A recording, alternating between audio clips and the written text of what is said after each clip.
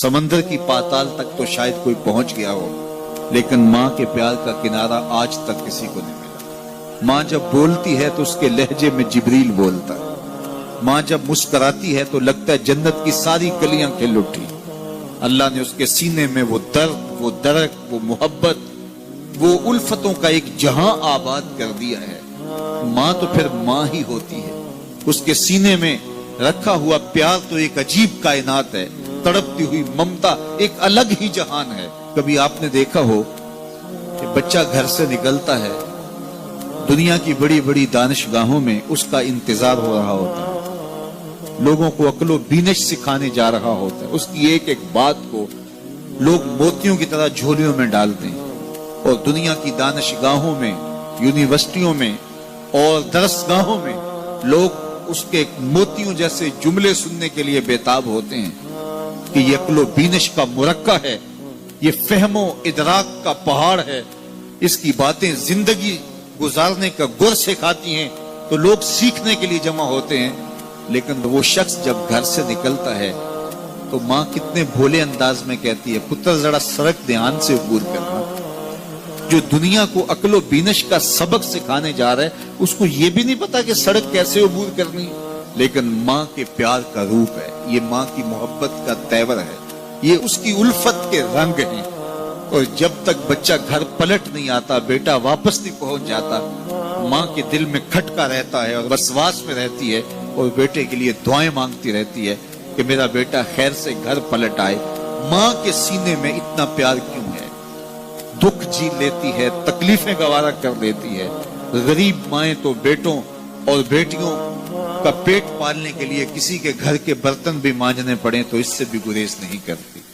तकलीफें सह लेती हैं, अजियतें गवारा कर लेती हैं, लोगों की गुलामियां कबूल कर लेती हैं। माएं अपनी औलाद के लिए क्या कुछ नहीं करती। माँ को अपनी औलाद से इतना प्यार क्यों है?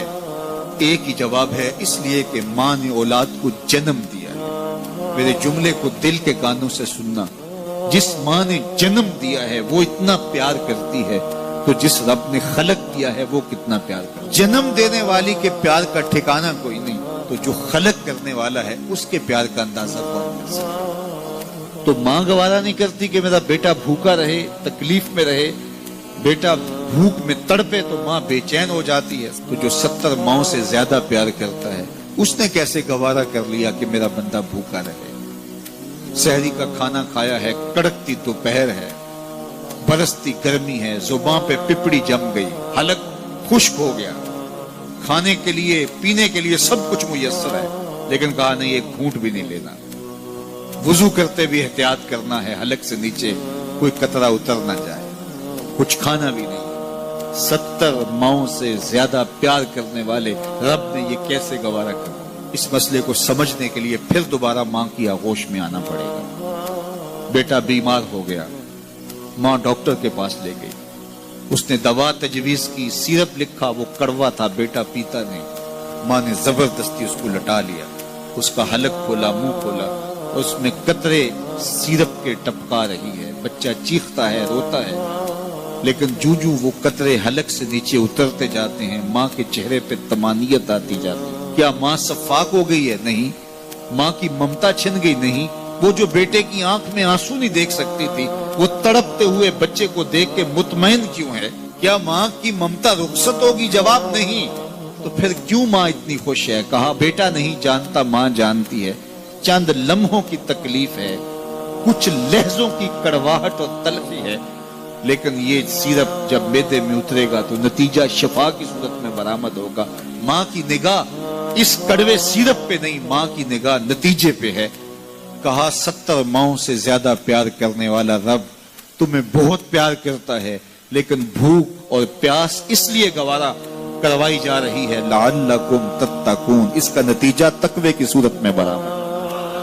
तुम्हें इत्तिका की दौलत मिलेगी, तुम तकवे का नूर पालोगे। इसलिए महीना एक मौका है, एक फुर्सत है। हम इस फुर्सत को गनीमत जाने और अपने नफ्स को काबू में करें। रोजा हमें बहुत कुछ सिखाता है, इससे वो सब कुछ सीखें और अपने मन को संवारने की कोशिश करें। तो जब हम तकवे की दौलत पालेंगे तो रोजे का मकसूद हासिल हो जाएगा।